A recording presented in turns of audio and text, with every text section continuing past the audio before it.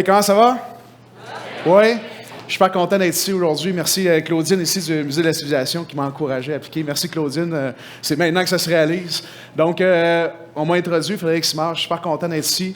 On commence. Donc, Mindscape, le paysage de l'esprit. À quoi on fait référence ici? Peu importe où on est sur l'échelle de la spiritualité, qu'on soit quelqu'un du côté religieux qui croit, je veux dire, qui a l'âme, le paradis et tout ça, puis même du côté académique, les plus réductionnistes des neuroscientifiques, ceux qui croient que tout devrait s'expliquer par le neurone, les deux gangs, on peut s'entendre sur une chose, c'est que il y a quelque chose de spécial qui se passe. On a une expérience consciente qui dépasse d'une manière ou d'une autre que le corps. Et on est un corps et un esprit, puis c'est indéniable. Peu importe où on est, c'est indéniable, on est un corps et un esprit. C'est la dualité de Descartes, justement. Quand on parle de Mindscape, on a le corps. Si on cherche un peu, le corps, les cartes, l'univers physique a été cartographié depuis la nuit des temps. Donc, on peut trouver des cartes maritimes, des cartes de navigation terrestre. Tout l'univers physique est facile à mesurer. On est capable de mesurer des distances. Si je me déplace, on peut facilement dire qu'il s'est déplacé d'1 mètre dans telle direction, des trucs comme ça. Fait que l'univers physique, très facile. Ça fait longtemps que c'est cartographié. On a plein d'outils d'arpentage et tout. Mais quand on y pense, il y a une dualité, il y a un autre monde qui est métaphysique, qui est qu'est-ce qu'on vit? Un monde qui s'exprime beaucoup plus en termes d'état d'esprit, d'émotion, d'état cognitif. Qu'est-ce qui arriverait si on avait un outil qui permettrait de mesurer ce monde-là, de cartographier le monde de l'esprit? Imaginez, on rentre dans un magasin et puis qu'on aurait une carte ici, une carte de chaleur où on est capable de voir qu'est-ce que les gens aiment, qu'est-ce que les gens n'aiment pas, qu'est-ce qui agresse les gens, où est-ce que les gens s'engagent, avec quoi ils interagissent.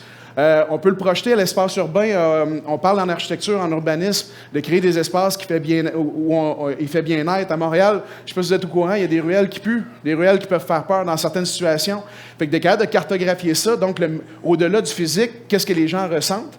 Bien évidemment, quand on est capable de cartographier, après ça, on peut agir dessus justement pour améliorer l'espace, savoir où porter des actions. Dans le divertissement, si on a une expérience, qu'on est capable de mieux comprendre la dynamique des individus alors qu'ils parcourent l'expérience, ça nous donne la possibilité de prendre une expérience qui est très bonne, puis peut-être même de la rendre excellente. OK? Puis c'est là que je joue un tour. Les deux premières que je vous ai montrées, c'est des cartes, des stocks photos que j'utilisais il y a 2 ans pour pitcher le projet, en 2021, il y a 3 ans presque, pour pitcher le projet alors que c'était juste une idée. Celles-là, c'est des vrais résultats qu'on est capable de faire maintenant. Fait qu'on a vraiment progressé dans les 3 dernières années d'une vision, d'un rêve à la réalité. On va y revenir, évidemment. Donc, chez REAC, on s'est spécialisé dans l'analyse émotionnelle et cognitive. On se spécialise encore plus dans le divertissement. On a plusieurs activités dans plusieurs créneaux. On a choisi le divertissement pour l'instant parce qu'on trouve que c'est un endroit où c'est le fun parce que, c'est le fun parce que c'est du divertissement, fait qu'on peut participer à plein d'activités qui sont très intéressantes. Puis aussi, dans le monde du divertissement, c'est un milieu émotionnel et cognitif qui est très riche. On va le voir tantôt. Il y a des expériences qui peuvent être très plaisantes, très joyeuses. On a même des expériences dans lesquelles on a de la tristesse qui vient dans les expériences de théâtre, par exemple, porte-parole. Fait que l'idée, c'est que c'est un milieu quand même où on peut développer une expertise qui nous amène dans toutes les régions du Mindscape, le paysage de l'esprit. La science qu'on utilise, c'est la psychophysiologie. La psycho, il y a 2 mots. Psycho, qui veut dire psychologie. Physiologie, c'est le mot qui veut dire biologie pour l'humain. Okay? Parce qu'il y a besoin de 2 mots, apparemment, pour la biologie des êtres non humains et l'humain. Mais en gros, physiologie, ça veut dire le fonctionnement du corps. Il y a une petite pensée magique ici qui est quand même relativement vraie. C'est que s'il se passe quelque chose dans la tête, dans l'esprit, il y a quelque chose qui se mesure sur le corps.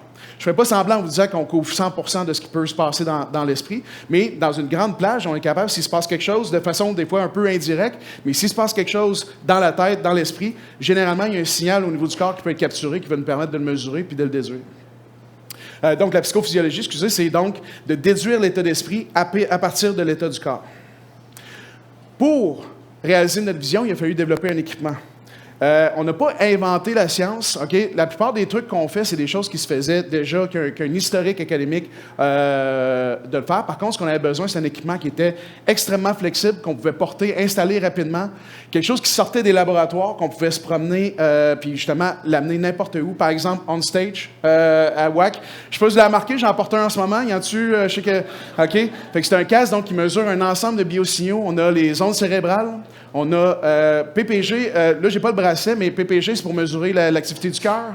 On a l'activité musculaire faciale, donc si je souris, ça le détecte. Si je suis fâché, ça le détecte. On a le POV, on a une petite caméra ici qui mesure, qui capture devant moi. Je vous inquiétez-vous pas, je ne vais pas mettre ça en ligne, là. Je n'ai pas votre consentement, on est conscient.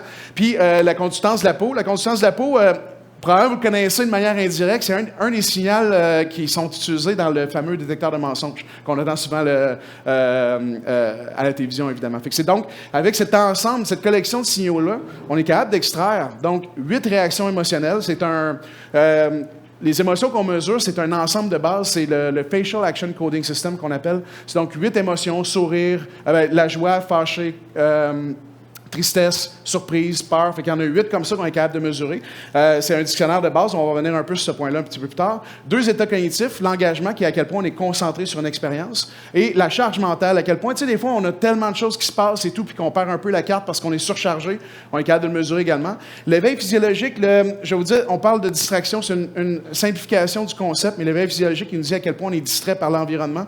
Puis la dynamique cardiaque qui va nous donner des indications au niveau du métabolisme, mais également au niveau du stress de la personne. Fait que donc, l'ensemble de collections des signaux qu'on est capable d'aller capturer.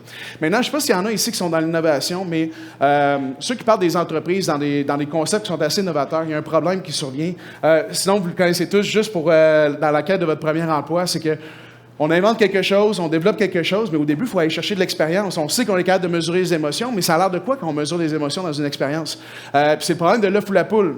Qui va m'engager si ça me prend de l'expérience pour aller chercher un poste, mais personne ne veut m'engager parce que j'ai pas d'expérience, OK? Fait qu'on on a eu ce problème-là un peu au début, je dirais, dans les années 2021, où on avait développé la vision, le système. On a quand même une autre technologie qui faisait la même chose, mais qui nous forçait à rester assis.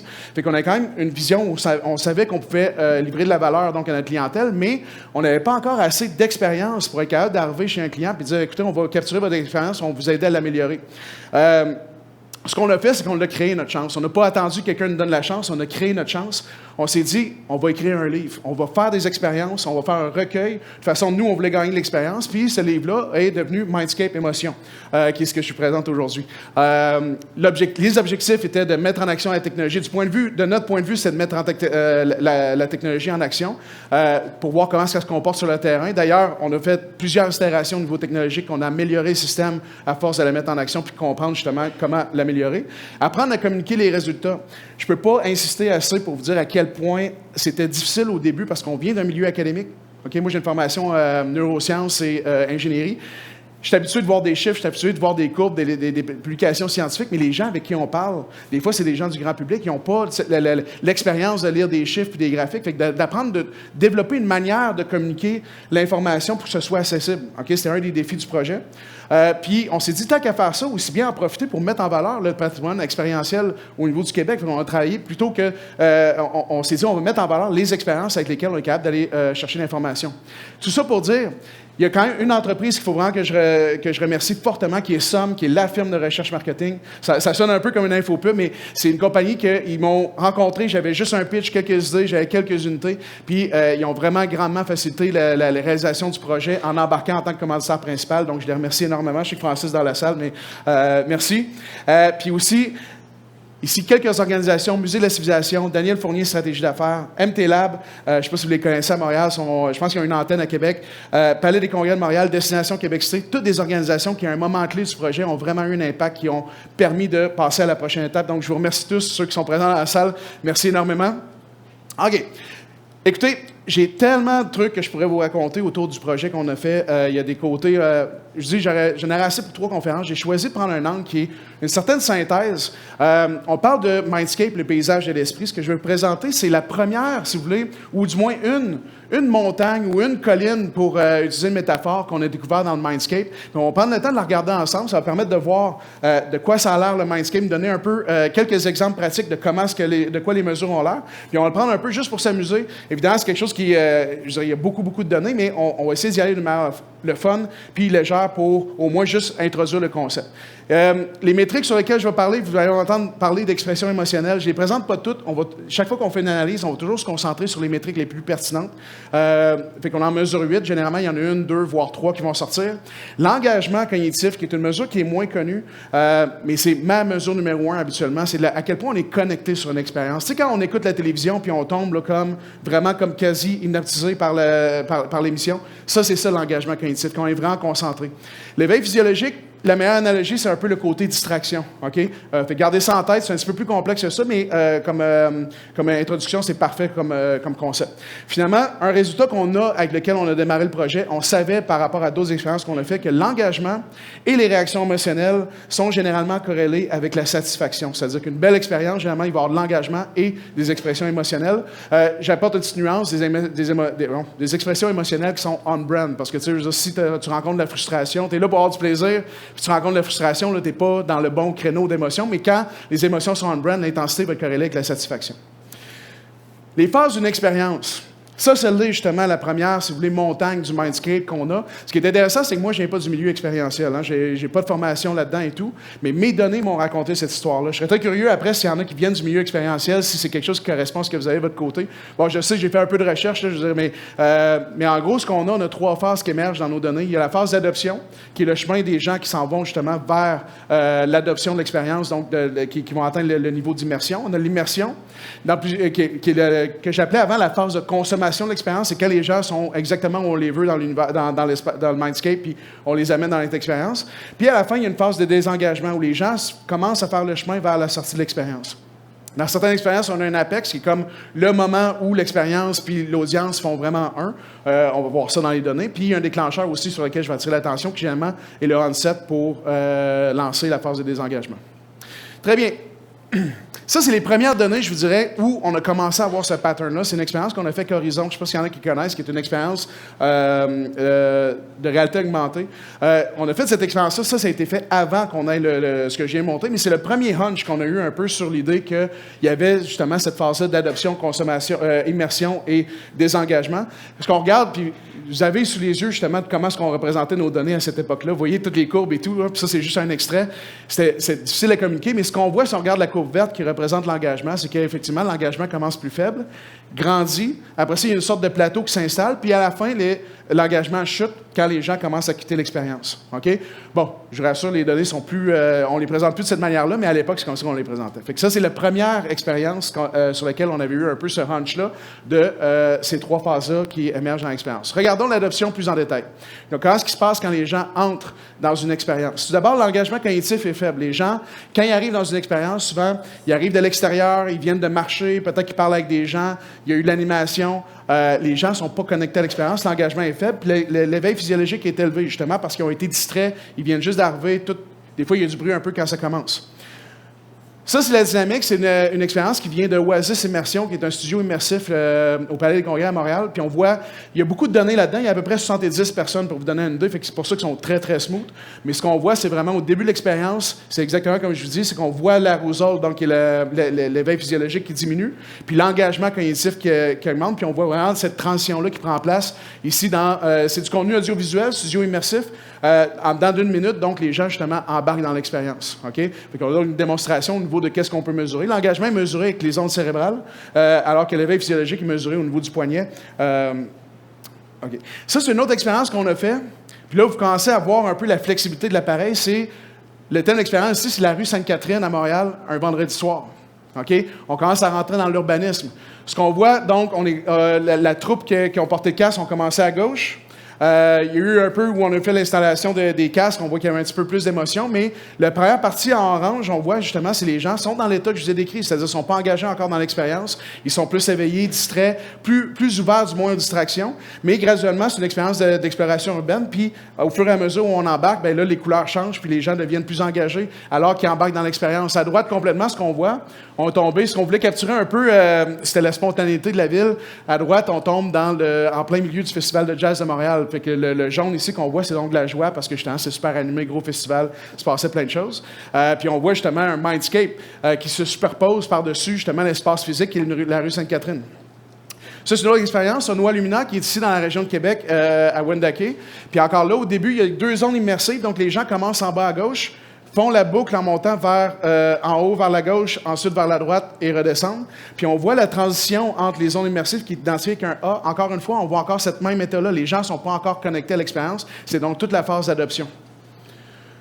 Si on ne peut pas avoir l'engagement, parce qu'on prend pour acquis, donc l'engagement est associé à la satisfaction, si on ne peut pas avoir l'engagement en commençant, par contre, il n'y a rien qui nous empêche de miser sur l'émotion. Donc, au début de l'expérience, si vous voulez aller chercher de la satisfaction, ce que je vous encourage, c'est beaucoup plus de réfléchir du côté des émotions. Plus facile à aller chercher avant que les gens embarquent vraiment dans l'expérience.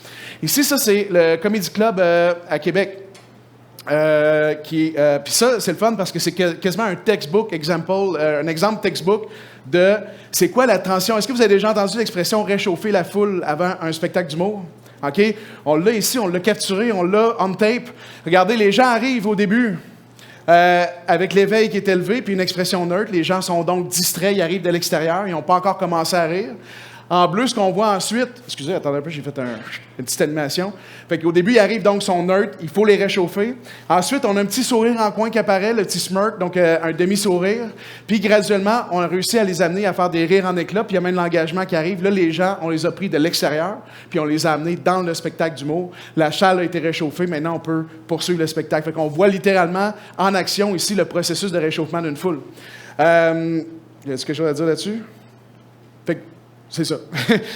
Ici, on a Musée de la civilisation. Un peu la même histoire. Ici, je ne ferai pas de cachette. On a probablement biaisé un peu les données parce qu'en bas à gauche, en A, c'est l'endroit où on a instrumenté les gens, où on mettait l'équipement, puis tout le monde était de bonne humeur, c'était une belle activité. Fait que, probablement qu'on a biaisé un peu les données. Mais quand même, si on juge ce qu'on voit ici, il y avait... Ce qui était particulier au début de cette exposition-là, c'est que c'était quand même saugrenu. C'est une exposition, c'est l'exposition aux merdes. Je ne sais pas s'il y en a qui l'ont vu dans la salle. OK? C'est une exposition littéralement sur la merde. Le premier objet qu'il y avait ici, c'était la toilette standard. OK? La toilette nord-américaine, je ne me rappelle plus, mais tu sais, tu commences l'exposition, puis c'est une toilette, quelque chose qu'on connaît tous, mais en même temps, de la trouver dans un musée, dans un contexte comme ça c'était justement un peu off-beat, tu sais, si on veut. Après ça, j'aurais pas la chance d'aller dans les détails, mais ici, j'aurais aimé qu'on ait un petit peu plus de données. Sur le mur, ici, il y avait une image, je ne sais pas, Claudia, si tu peux le dire, mais un baiser d'anus, je vous laisse imaginer, c'est bon, tout le monde l'a compris, mais c'est vraiment, fait que, tu sais, c'est vraiment le thème de l'exposition, c'était vraiment, ça jouait sur le côté, justement, puis ce qu'on voit plus loin, puis là, ça devient vraiment intéressant. Tout le vert ici, le vert, c'est l'émotion du dégoût, OK? Le visage du dégoût qui est donc le nez retroussé, OK? Puis ce qui est le fun ici qu'on voit, c'est que justement, c'est qu'on peut jouer dans la richesse expérientielle. Le Musée de la civilisation a été très audacieux ici parce que moi, ce que j'avais peur, une crainte que j'avais au tout début de commencer la série d'expériences, j'avais peur que toutes les expériences de divertissement nous amènent dans la joie. C'est quand j'ai commencé à travailler avec le musée, je dis yes, il y en a une qui joue sur une émotion qui est audacieuse, qui est donc de jouer une belle exposition qui est intéressante, qui est le fun, mais qui amène du dégoût. Donc on joue sur cette émotion-là qui, à prime abord, est négative, on s'entend, mais ici, on l'amène dans un cadre qui est amusant. Ici, il y avait quelque chose, on a fait une sorte de découverte, si vous voulez, ici, le petit point en mauve, ici. On a découvert les émotions qu'on présente, qu'on mesure, les 8 émotions, c'est des émotions de base. Je vais vous dire la meilleure analogie qu'on peut utiliser pour décrire comment est-ce qu'on les mesure. C'est la même chose que les couleurs de base. Okay? Les couleurs de base, c'est quoi? On a rouge, bleu, vert. Dépendant, là, il y a les couleurs graphiques et tout, là, mais rouge, bleu, vert, c'est 3 couleurs de base, mais quand tu les mélanges, c'est ça qui te donne l'étendue de toutes les couleurs du spectre visible. D'accord? Puis les émotions, c'est un peu la même chose. C'est-à-dire qu'il y a 8 émotions de base, OK? Mais les émotions peuvent se mélanger lors d'une expérience. Des fois, ça peut être 2 personnes qui ont une émotion différente au même endroit. Dans certains cas, je pense que c'est plus qu'une personne qui exprime les signes combinés des deux émotions. Puis dans le cas de l'émotion qui a défini l'expérience du Musée de la civilisation, bien, nous, on a des algorithmes en passant. Je ne rentre pas dans les détails algorithmiques, mais on a des algorithmes non supervisés qui vont traiter les données pour essayer d'extraire justement les tendances dans les données automatiquement. Puis notre algorithme n'arrivait pas à segmenter ici la joie du dégoût pour certains endroits.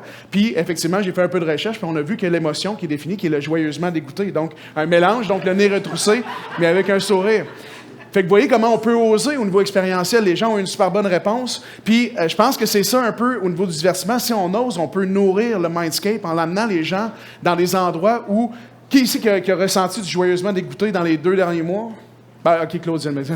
Mais de façon générale, l'idée, c'est que c'est ça que ça sert, le divertissement, ou du moins une des angles qu'on peut prendre au divertissement, c'est de sortir les gens de leur quotidien puis de les amener dans des régions du Mindscape qui n'ont pas l'habitude d'aller. OK? Puis, dans ce cas-ci, on avait donc une émotion qui a émergé qui était très intéressante, donc quelque chose qu'on ne vit pas souvent.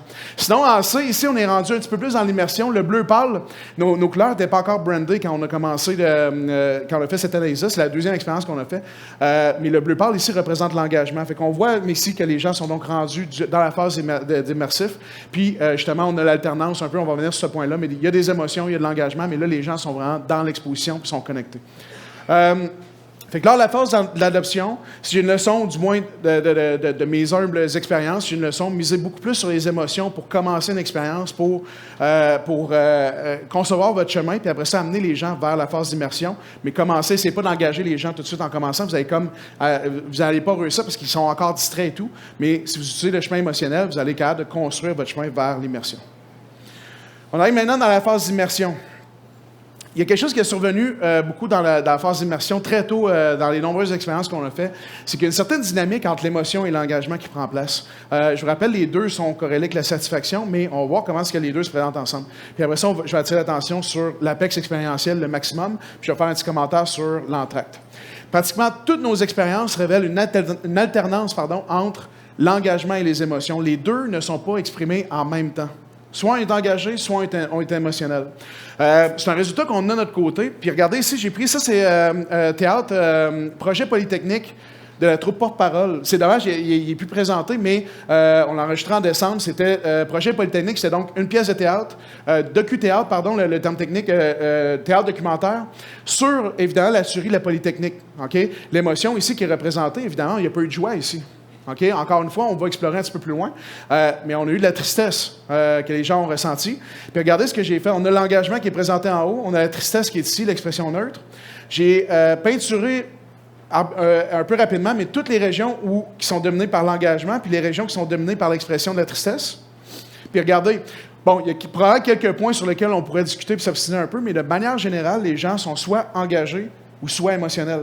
Puis il y a vraiment cette alternance-là qui prend place pendant la phase d'immersion. Fait qu'il faut jouer avec ça ici. Donc les gens sont pas uniquement concentrés, mais souvent on voit ils sont concentrés par un bout. À un moment, ils se désengagent temporairairement, expriment des émotions, se réengagent. Je vais être très franc avec vous. J'étais assez fier de mon coup quand on a commencé. C'est pas la seule expérience qu'on a vu ça. On a vu ça dès le début. Puis, tu sais, nous, entre psychophysiologues, si vous voulez, vous pouvez imaginer comment on est. On pète de la broue entre nous. Puis je disais, j'ai trouvé ça. Puis j'ai parlé avec une autre équipe qui travaille dans le même domaine, une équipe assez réputée. Puis je l'ai justement pété de la broue. Je disais, hey, nous autres, on a remarqué que les émotions et l'engagement, ils sont pas toujours ensemble. Puis ils ont dit, ouais, nous autres aussi, on a ça de notre côté. Fait que il y a eu une sorte de confirmation indépendante, mais effectivement, on voit ça dans la plupart de nos expériences. Il y a deux interprétations ici. La question, finalement, il y a un truc qui émerge, c'est que est-ce qu'on ressent toujours des émotions? La réalité, c'est que non. On est un peu biaisé dans notre perception quand on sort d'une expérience. On dit « Ah, j'ai ressenti beaucoup d'émotions. » Dans les faits, on passe beaucoup de temps. Je vous regarde en ce moment, il n'y a personne en ce moment qui est comme vraiment émotionnel. Tout le monde est comme concentré. Mais on ressort un peu avec un biais qu'on a eu l'impression, parce que ce qui se passe, c'est que quand on est engagé, on est moins émotionnel. Mais quand on se désengage, soit les émotions reviennent en haut, ou les émotions peuvent être la cause elles-mêmes du désengagement. Mais il y a vraiment cette relation-là qui existe entre les deux. Mais je rappelle, les deux contribuent à la satisfaction. Il faut en jouer là-dessus. Fait qu'à chaque moment, il y a un peu cet élément-là de dominance entre soit c'est un moment émotionnel ou un moment qui est plus cognitif. Encore une fois, musée de la civilisation, on voit ça ici, vous voyez. Et c'est sûr que la représentation spatiale des données, des fois, montre moins cette dynamique-là d'alternance. Mais on voit donc, ici, on est plus loin dans l'exposition. Puis on voit bien ici, donc, beaucoup de régions d'engagement, quelques éléments émotionnels. Fait que quand on regarde, les gens basculent justement entre les deux états. Puis c'est quasiment là, dans toutes les expériences qu'on a faites.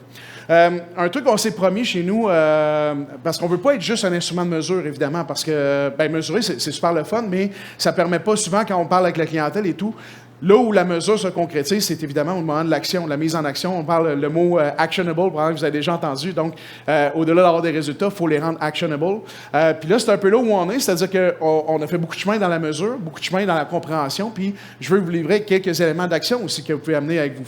Puis d'ailleurs, il y a un mot-clé ici qu'on associe, qu'on appelle du mindscaping. Quand on parle de mindscaping, un peu comme landscaping, on a tout un package de mots autour de mindscape, là, mais l'idée, c'est de sculpter l'expérience, de commencer à prendre en action les connaissances qu'on développe, développe, puis de les utiliser au moment de la conception de l'expérience, puis commencer à construire l'expérience autour des concepts qu'on a développés.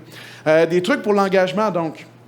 Si vous voulez engager les gens, si vous voulez créer des zones d'engagement, tout ce qui est audiovisuel, là, de toute façon, on est rendu à une époque où on colle à un écran. Dès qu'il y a un écran, quelque chose de la vidéo, on colle là-dessus. Évidemment, il faudrait faire attention. Les plus hauts niveaux d'engagement que j'ai jamais mesurés, je vais vous dire, c'est YouTube Short. OK? Et je pense que là, on est comme dans le trop d'engagement. On reste vraiment collé sur ces éléments-là. J'ai pas de TikTok. Je me suis jamais évalué sur TikTok, mais probablement qu'on a un peu la même chose. Mais là, tu sais, j'aurais goût de vous dire, là, c'est peut-être trop, mais on voit vraiment l'effet de l'engagement ici, où ce que les gens restent collés sur quelque chose. Mais sinon, si on l'utilise à bon escient puis en bon dosage, dès qu'il y a un écran, on arrive à amener les gens justement dans un état d'engagement. Fait que c'est un bon outil. L'écoute attentive, on peut parler de narration ambiante. Donc, quand il faut écouter quelqu'un qui nous parle, quelque chose qui est raconté. La musique, je fais attention, pas de la musique d'ascenseur, pas de la musique d'ambiance, mais de la musique qu'il faut écouter de manière active, va aussi amener de l'engagement. Jeux vidéo, des vidéos courtes, je fais un peu la référence vers TikTok et YouTube Short. Puis aussi, si vous voulez de l'engagement, favoriser l'engagement, c'est difficile pour les gens de s'engager quand ils sont en déplacement parce qu'il y a une partie de l'attention qui va nécessairement être dans l'idée de ne pas rentrer dans les objets puis de naviguer. Fait que faites attention. D'habitude, quand on veut amener de l'engagement, peut-être faire ralentir les gens, les immobiliser un peu, puis ça va favoriser justement un segment d'engagement. Au niveau de l'émotion, interaction physique. Okay? On parle souvent de jouer avec les objets. Le musée de la civilisation était un excellent exemple. Il y a des éléments avec lesquels on pouvait jouer, mais il y avait les odeurs. Ils ont utilisé les odeurs. Je laisse imaginer quel type d'odeur qui était présente, mais on pouvait sentir des éléments. Puis ça a amené justement des réponses émotionnelles parce que les gens ils sentent, puis ça, tu sais. Fait que de faire bouger les gens, interagir, ça va amener des éléments d'émotion. Les interactions sociales, c'est quasiment un cheat code, un truc de triche.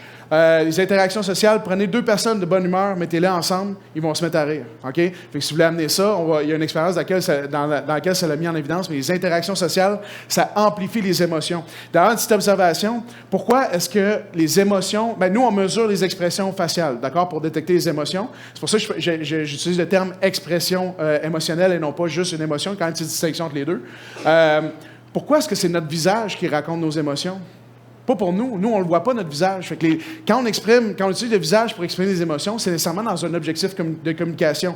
Maintenant, au fil de l'évolution, on s'est retrouvé que c'est tellement connecté que même quand on est tout seul, des fois, on va exprimer des émotions par le visage. Mais la réalité, c'est que quand on met 2 personnes, quand on met des interactions sociales, il y a une amplification du ressenti et des émotions. Fait que c'est un truc que vous pouvez utiliser si vous voulez amener les gens justement à ressentir plus d'émotions. L'empathie... les acteurs donc de théâtre, je pense pas que ce serait possible, ou du moins ce serait pas le même type de tristesse si on rendait les gens tristes dans une audience, pas par rapport à l'acteur sur la scène, mais par rapport à eux-mêmes, les rendre tristes. Je ne sais pas si vous imaginez, mais d'humilier quelqu'un puis quelqu'un jusqu'à le rendre triste, je ne suis pas sûr que ça aurait le même impact. Mais par empathie, il y a beaucoup de divertissements qu'on va vivre justement par procuration. OK? Fait que c'est vraiment l'empathie, puis c'est donc un autre truc. Les bons acteurs vont réussir à communiquer cet élément d'émotion-là, d'attacher l'expérience émotionnelle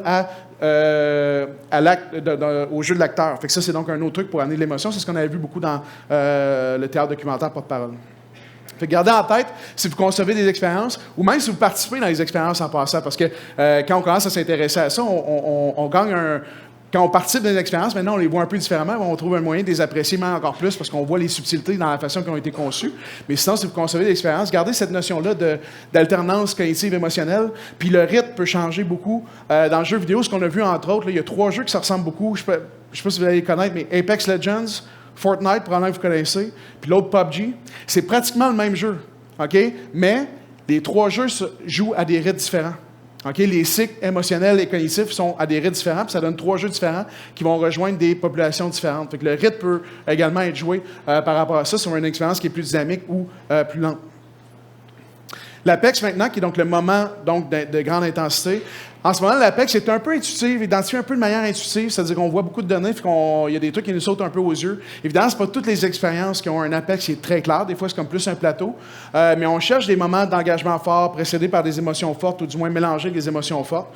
Par exemple, ici encore en porte-parole, on avait l'APEX qu'on a identifié comme étant la région ici. Fait que on voit beaucoup d'intensité émotionnelle, beaucoup de tristesse, puis ensuite de ça, une forte région d'engagement. Fait que c'est un peu là où l'audience et le spectacle faisaient un. Les gens étaient vraiment connectés. Puis c'est ce qu'on appelle un peu l'APEX, donc le maximum. Ce qui est intéressant dans cette expérience-là, je ne sais pas si vous remarquez, mais juste après l'entracte. OK? Puis pourquoi j'attire votre attention là-dessus? C'est parce que pour chacune des expériences, j'ai eu la chance d'interviewer les concepteurs de l'expérience, ou du moins les gens qui ont participé dans la conception. Ici, j'ai parlé avec Jean-Marc Dalphon, qui était donc un des acteurs et écrivain de la pièce. Puis, il me disait, l'expression qu'il utilisait, il dit « l'entracte, c'est un murder ». Il disait ça, j'ai compris 2-3 fois avant de comprendre qu'est-ce qu'il voulait dire. Mais ce qu'il voulait dire, c'est que l'entracte, c'est vraiment quelque chose qui tue un momentum, quelque chose qui... C'est très difficile à gérer. Il dit « tout le monde, on aimerait mieux qu'il n'y ait pas d'entracte. Mais, il dit « c'est le même ». Bon. Quand le spectacle a une certaine longueur, puis il a révélé aussi, parce que des fois, la salle veut qu'on achète des consommations et tout, fait que l'entracte est un peu forcée sur l'expression créative, mais j'ai attiré son attention, je dis, mais attends un peu, Jean-Marc, mais regarde mes données. Mes données montrent qu'au contraire, vous, parce que j'en ai eu des expériences où l'entracte a un peu tué le momentum, mais eux, l'Apex, ils ont réussi vraiment Puis je pense que le truc qu'ils ont fait, c'est qu'ils ont laissé les gens sur leur faim, c'est-à-dire que l'histoire n'a pas progressé beaucoup dans la première partie du spectacle, mais elle a beaucoup progressé au retour de l'entracte. Fait que je pense que c'est un peu le truc qu'ils ont utilisé. Puis ça l'a vraiment amené, donc justement, ils ont réussi à ramener les gens après l'entracte, puis ça a été un moment fort du spectacle plutôt que d'être un moment faible, puis comme juste d'étirer la sauce un peu. Fait qu'on voit que l'entracte peut être battu justement par des bonnes stratégies. Ici, on le voit aussi du côté de Onwa Lumina. Fait que ça, c'est vraiment le moment fort. Il y a beaucoup de surprises. Surprises ici qu'on interprète un peu comme l'émerveillement. Beaucoup d'engagement également. La première partie, on ne voit pas le nom, mais Great Turtle, il y a des gens qui m'en parlent encore. Là, des gens qui avaient participé à l'expérience m'en parlent encore tellement c'était le moment qu'ils avaient apprécié le plus. Fait que c'est vraiment là que ça s'est passé, la plus grande intensité du spectacle. Du côté, ben là, j'en ai parlé tantôt, mais du côté de... Ce qu'on voit, c'est que l'Apex peut arriver très tôt dans l'expérience. Ici, l'Apex émotionnel, principalement, au niveau du musée de la situation, était vraiment arrivé. Quand tu arrives, puis tu traverses la pièce, puis il y a des toilettes, puis des crottes partout. Là, ça a comme été le moment où des crottes... Tu sais, fallait le voir. C'est super le fun. Bon, c'est une super belle exposition, mais effectivement, c'était un peu audacieux. C'était audacieux, puis tant mieux. Est-ce que l'Apex, c'est le moment le plus mémorable? Petite question en l'air, je vais y revenir tantôt. Mais effectivement, l'Apex, c'est donc... en fait, surtout, j'ai introduit le concept de souvenir un peu que je vais revenir tantôt. Finalement, on arrive du côté de l'engagement, du désengagement. Le désengagement, faites attention, c'est pas quelque chose qui est nécessairement négatif, c'est plutôt un processus naturel dans l'expérience. Ça a un mot qui est un peu... évidemment, on aimerait que les gens restent toujours engagés, mais dans les faits, c'est pas possible. Les gens, il va y avoir différents éléments qui peuvent amener les gens à commencer à se désengager, mais ça veut pas dire que l'expérience est gâchée pour autant. On a des beaux exemples où les gens ont commencé à se désengager, mais qui ont maintenu une belle expérience. Pas dans tous les cas, mais généralement, il semble quand même avoir un élément déclencheur qui lance la phase de désengagement. Nous, au niveau des données, ce qu'on cherche, c'est une transformation de l'état d'esprit. On cherche vraiment, on voit dans les données, puis il y a un moment où il y a quelque chose où on dit « OK, c'est ici que le désengagement, c'est fort probablement pris place ». Regardez ici, encore un Onwa Lumina. Si on regarde la partie de gauche ici, puis que vous me demandez de résumer un peu l'état d'esprit, mais on voit qu'il y avait beaucoup d'engagement. L'éveil était quand même, il y a des points d'éveil. On voit qu'il y avait beaucoup de surprises, OK, qu'on interprète un peu comme l'émerveillement ici. Puis un peu de joie, mais pas beaucoup de joie. Regardez la partie droite maintenant. L'éveil est beaucoup plus élevé. L'engagement, il y a encore des places, il y a un peu d'engagement, mais c'est un petit peu plus faible. La surprise a baissé.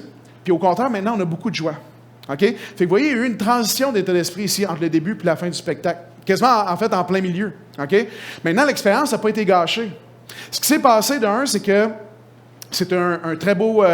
c'est une balade en forêt immersive, c'est super beau. Onwa Lumina, c'est une des... en fait, toutes les belles expériences, toutes les expériences qu'on fait étaient superbes. Mais ici, ce qui se passe, c'est que faut quand même reconnaître que c'est une expérience d'à peu près 60 minutes, puis c'est des spectacles de son et lumière, d'accord? À un moment, il peut y avoir un certain blasement. Tu sais, quand ça fait 4 zones immersives que tu vois, la 5e est peut-être un petit peu moins surprenante. Mais l'expérience est restée très agréable parce que, regardez, c'est pas de la frustration qu'on a vue, c'est de la joie qui est suivie. OK? Puis si on regarde plus en détail, on voit que la joie s'est passée beaucoup dans les transitions entre les zones. Pourquoi? C'est le côté social. Les gens ont parti d'une expérience où ils étaient émerveillés par toutes les zones immersives. Finalement, c'est devenu une balade agréable en forêt où les gens pouvaient échanger, puis ils en ont profité pour socialiser et tout ça. Fait que c'est resté une belle expérience. L'idée, c'est que, comme je dis, ça n'a pas été... Il n'y a pas eu oui, il y a eu un désengagement, mais ça reste que les gens sont sortis extrêmement satisfaits. Fait que vous voyez, il ne faut pas voir le désengagement comme quelque chose de négatif. Au contraire, il faut se féliciter, se dire on a créé un bel univers où les gens peuvent profiter du moment, puis de manière agréable. Ici, regardez... j'ai pas attiré l'attention, mais ici, on voyait l'éveil qui avait augmenté ici. Regardez encore une fois dans Comédia, spectacle d'humour. Ici, il y a quelque chose, l'éveil a augmenté, mais si vous regardez bien, au niveau de la joie a chuté. OK? Il y a eu un petit moment faible dans le spectacle. C'était comme un... Je ne sais pas si vous vous rappelez Piment Fort, mais c'est un genre de... Un peu sur le thème de Piment Fort, c'est un jeu, il y a comme une série de jeux et tout. Puis le jeu numéro 3 est un petit peu plus faible au niveau de l'audience. Puis effectivement, les gens... ils ont perdu un peu le fil du spectacle. Si vous me posez une question tantôt, j'ai une belle anecdote par rapport à ça, mais j'ai juste avancé, mais si vous me la posez, je vais vous la raconter. Puis ici, donc, justement, il y a eu une phase de désengagement qui a été provoquée justement par ce moment expérientiel un petit peu plus faible. Regardez, ça, c'est la dynamique du cœur. Je n'ai pas attiré l'attention parce que justement, il faut que je choisisse un peu, sinon je pourrais parler pendant longtemps, mais regardez le cœur aussi, le rythme cardiaque qui a augmenté. Le cœur, c'est, moi, dans le domaine scientifique où je suis, la dynamique du cœur, c'est ce qui m'a surpris le plus. Au début, je pensais que le cœur, ben écoute, on vient, plus jeune, j'étais plus sportif, tu sais, on dit, le cœur, quand tu fais du sport, il monte, quand tu fais pas de sport, il baisse, tu sais.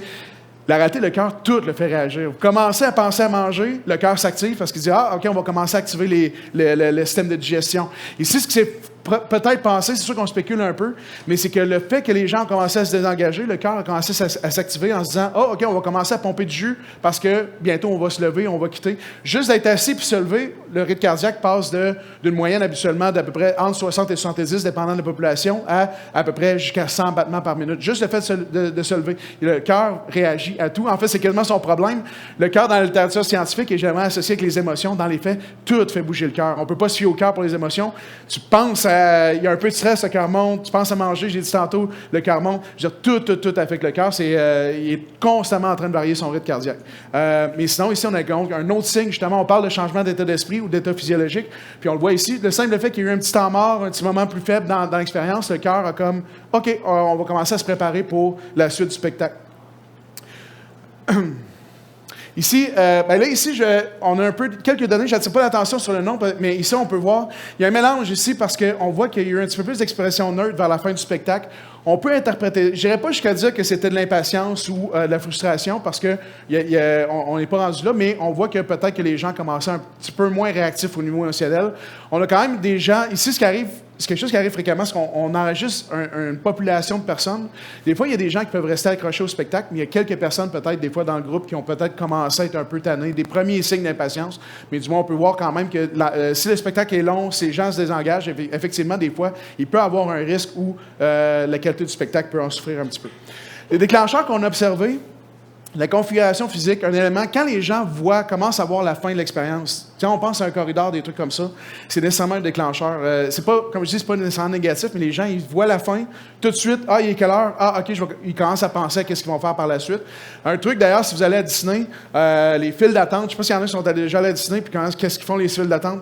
Tu sais jamais t'es où dans la file d'attente. OK? La file d'attente, tu attends pendant 1h30, mais tu sais jamais à quel point tu es sur le point de terminer, puis il y a des transitions dans la file d'attente, justement pour éviter que les gens voient la file. Tu sais, il y a quelque chose de plus frustrant, tu arrives à l'aéroport, puis tu vois la fin qui est à côté de toi, là, mais ils te regardent, la fin est là, mais il faut que j'aille là-bas, je tourne à gauche, je reviens, puis je fais 8 serpentins avant d'arriver à la fin. Tu sais, d'avoir le sentiment que tu peux toucher à la fin, il n'y a rien de plus frustrant que ça. Alors que si tu réussis à créer une séparation physique où ce que les gens ne voient pas la fin, c'est une manière d'éviter justement qu'il y ait le sentiment d'anticiper la fin. D'ailleurs, je ne sais pas pourquoi ils ne font pas des spectacles à l'aéroport, mais ça serait le fun. Il coûterait un peu d'argent, OK, on s'entend, mais je pense que tout le monde paierait pour dire, hey, tant qu'à être ici et attendre dans le fil, on pourrait avoir un peu de divertissement. C'est sûr, un moment expérientiel un peu plus faible, évidemment. Si, ça, j'imagine souvent comme ça, dire qu'il y a quelque chose qui fait comme, coudonc, il est quelle heure, tu sais? Vous avez un peu le feeling, là, juste de te faire décrocher à ça, puis tu as le goût de regarder l'heure, puis tout. Évidemment, quand on est capable de corriger ça, on peut justement mieux contrôler. Quand le désengagement va arriver, mais on préférerait qu'il n'arrive pas trop tôt, puis il y a un moment où on peut jouer avec. Le temps, évidemment, quand quelque chose commence à faire du temps, c'est un élément qui va amener le désengagement. Pendant la phase de désengagement, qu'est-ce qu'on peut faire? Parce que c'est pas parce qu'il y a un désengagement qu'il faut abandonner l'idée de faire une expérience de qualité. À la fin de l'engagement, il va être plus difficile à aller chercher. Okay? Quand on est dans la phase de désengagement, le nom le dit, on peut encore engager les gens, mais ça va prendre plus d'efforts. C'est peut-être pas là qu'on veut miser. L'angle d'émotion reste valide. Les gens sont dans un processus de désengagement, mais il n'y a rien qui empêche quand même de jouer sur des éléments qui sont plus faibles, plus faciles à aller chercher, comme des émotions, du rire, des trucs comme ça. Puis plutôt que d'essayer de lutter contre le désengagement, travailler dans les contraintes du désengagement. Okay? Les gens vont commencer à réfléchir à la fin de l'expérience, avant la fin de l'expérience. On l'a vu avec Onwa Lumina. Ils n'ont pas cherché, je leur ai présenté les résultats, ils n'ont pas, je me rappelle plus, ils n'ont pas nécessairement prévu ça, mais en même temps, ils ont réussi à faire une belle expérience. Même si les gens se désengagent, comme je dis, si on les accompagne là-dedans, il y a moyen qu'il y ait une belle expérience malgré tout. Okay? C'est pas Fait que travailler dans les contraintes, dites les gens commencent à être désengagés, parfait. Peut-être on peut rediriger les ressources, c'est-à-dire nos gros canons expérientiels, on peut les prévoir avant que les gens désengagent, garder les trucs un petit peu plus économiques vers la fin. Fait qu'il y a manière de jouer autour de ça, puis de maintenir la satisfaction malgré tout. Fait que ça, c'était donc la synthèse. Puis comme je dis, ben écoutez, c'était ma mission aujourd'hui, c'était un peu, on commence en passant, les données qu'on cumule, on est dans les premiers incapables. L'étude qu'on a fait ici, qui est Mindscape Émotion, c'est la plus grosse étude du genre à avoir été faite de toujours. Il n'y a personne, même dans le milieu académique, peut-être Facebook, ils ont peut-être des trucs, Meta, mais on a probablement la plus grosse étude qui mélange justement la psychophysiologie avec le divertissement. Puis ça, c'est donc la première montagne, mais il y a plein de trucs qu'on a vus aussi. Je n'ai pas le temps de toutes les présenter, je pourrais faire une autre conférence, mais il y a plein de petits patterns comme ça qui commencent à émerger. On est vraiment en train de définir une nouvelle science, de définir une nouvelle façon. Puis ma première mission, donc aujourd'hui, c'était de vous présenter cette première colline-là. J'espère que vous l'avez appréciée. La suite du projet. Là, je vous ai présenté toutes les expériences de manière séparée. La suite, c'est quoi? C'est qu'il va y avoir un chapitre. Il me reste 2 chapitres à écrire, les données ont déjà été collectées. Ça va être de créer un cadre de référence où on prend les données de toutes les expériences, puis on essaie de définir une sorte de cadre de référence, de dire c'est quoi tout le mindscape, tout l'arpentage qu'on a fait. Y a-t-il une manière de le représenter dans une seule représentation? Je pense que je suis assez certain que oui, parce que j'ai déjà des résultats préliminaires qui m'amènent à penser, mais il y a du travail, puis aussi, est-ce qu'on est capable de communiquer justement ce qu'on va avoir là? Moi, je suis obsédé depuis un an, j'ai glissé un mot tantôt, je suis obsédé depuis un an par la notion de souvenir. C'est quoi les indications qu'on a dans les données qui pourraient nous indiquer qu'il y a eu un moment mémorable qui a été créé? Parce que c'est ça qu'on veut, hein? Quand on fait une expérience, c'est une chose de rendre que les gens sortent satisfaits. Ce n'est une autre. Dans le domaine du marketing, ce qu'il y a, c'est que tu peux avoir un niveau de satisfaction, mais il y a un autre niveau qui est de rendre les gens des ambassadeurs. OK? Ils sortent de l'expérience. L'image que j'utilise, c'est imaginer tu fais quelque chose le week-end, là, puis tu arrives lundi matin au bureau, là, puis tu es obligé, il faut que tu en parles, il faut que tu dises, hey, tu n'as pas idée de ce que j'ai fait en fin de semaine, c'est tellement fantastique. Puis il y a une raison, évidemment, il y a une raison plus humaine là-dessus qui est justement de créer des souvenirs. Il y a une autre raison qui est un peu plus mercantile. J'ai écouté une conférence il y a à peu près 1 an et demi de Félix et Paul qui ont fait l'exposition L'Infini. Puis une grosse partie de leur stratégie de marketing est basée sur le word of mouth, le bouche à oreille. Si on est capable de créer d'identifier les ingrédients qui amènent ce moment mémorable-là, qui transforme une personne qui est satisfaite en quelqu'un qui devient un ambassadeur, je pense qu'on peut faire quelque chose, on peut aider les gens justement à gagner la bataille du word of mouth. Après ça, nous, on continue le casque ici, tout le livre a été fait avec les casques de version 3 et 4. Moi, je porte en ce moment la version 5.5. Puis, je ne sais pas si vous avez remarqué ici, il y a un câble. OK? On travaille, ça nous a permis de prendre un gros raccourci d'avoir ce câble-là, mais là, il va devenir sans fil pour la version 6 qui devrait arriver d'ici à la fin de l'été. La vision, en tout cas, c'est toujours de plus en plus flexible et tout. Puis, un gros créneau qui est en train de se développer de notre côté. Puis ça, là, je vous dis, là, j'aurais pu faire une conférence juste là-dessus. Les expériences adaptatives. On travaille en ce moment sur des films. Évidemment, GenAI qui a comme aidé beaucoup à ça, qui a rendu ça possible. On est en train de faire des films qui s'écrivent pendant que tu les écoutes. Le rôle des personnages est assigné par rapport à comment tu te sens par rapport à eux. Fait que l'idée vraiment que la promesse que j'ai faite, là, c'est sûr que je vise un peu loin, je suis ambitieux, mais je dis, imagine que tu ouvres la télé et tu n'as plus jamais à choisir ce que tu écoutes. Tu ouvres la télé, ce qui commence à jouer, c'est littéralement quelque chose qui est connecté avec comment tu te sens, ce que tu aimes, et ça s'écrit pendant que tu l'écoutes, un univers. Là, attention, les artistes gardent un rôle extrêmement important dans cette vision-là, mais le principe étant que le divertissement devient ultra personnalisé. Tout le monde rendu avec des histoires. Évidemment, il peut y avoir des mix parce qu'on ne veut pas que tout le monde devienne comme en silo, mais il y a toute une vision qui se construit autour de l'idée, donc des films qui s'écrivent pendant que tu l'écoutes, puis on tripe vraiment là-dessus. Tout ça pour dire, hommage rapide aux participants. Écoutez, malgré toutes les données, malgré tout, la technologie et tout, ça reste un projet qui est extrêmement humain. Je ne pourrais pas vous dire pourquoi, mais les gens, quand on dit qu'on fait une activité, là, ils reçoivent des centaines de courriels pour des gens qui veulent s'inscrire pour participer. Ça pogne. Il y a quelque chose au niveau des émotions. Évidemment, on est tous des humains, c'est l'expérience humaine, ça connecte. Il y a à peu près 150 personnes qui ont participé à titre de participants dans l'ensemble du livre. C'est un projet qui reste extrêmement humain, puis je me pose encore des questions, mais je parle toujours avec tout le monde pour voir qu'est-ce qui les attire et tout. Mais il y a vraiment un fil conducteur dans tout ça qui nous rassemble tous. Puis c'est quelque chose qui me fait vraiment chaud là, au cœur quand on travaille sur ce projet-là, de dire, hey, on travaille vraiment avec des humains, malgré la technologie, mais on travaille de manière humaine avec des humains. Fait qu'il y a beaucoup, beaucoup de souvenirs de ma part par rapport à ces expériences-là. S'il y en a, le livre en ce moment, je le publie tout le temps, je le mets à jour. Le QR code ici vous permet de télécharger le livre si ça vous intéresse. Il va y avoir une mise à jour. J'avance, évidemment, c'est énormément de travail. Si j'avais su combien c'était de travail au début, j'aurais probablement même pas lancé. Mais là, on a les 2 pieds dedans, on ne lâche pas. Mais je m'attends probablement cet automne à être capable de conclure ce livre-là. Est-ce qu'il va y avoir une 2e édition? Je ne sais pas encore, mais s'il y en a qui ont des expériences, qui aimeraient ça, dire « Hey, pense à nous pour la 2e édition », j'ai comme l'impression que ça me prend une fois qu'il y a 10 personnes qui vont dire qu'ils embarquent, je vais dire « OK, on n'a pas le choix, on va le faire ». Fait que si ça vous intéresse, n'hésitez pas à me l'indiquer, ça va me faire plaisir. Est-ce qu'il y en a qui ont des questions? Merci.